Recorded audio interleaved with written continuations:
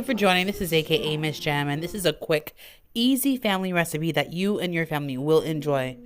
You just have all of these ingredients, mix them together in a bowl, get your chicken of choice, either chicken thighs or chicken breasts work well. Season, add some ranch dressing, and season very good. Just make sure both sides are good, and apply the mixture to the chicken.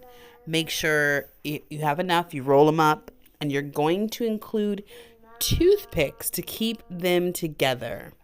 It doesn't matter if you overfill. It's still good. It'll still work. Once they're filled, you're going to roll that up.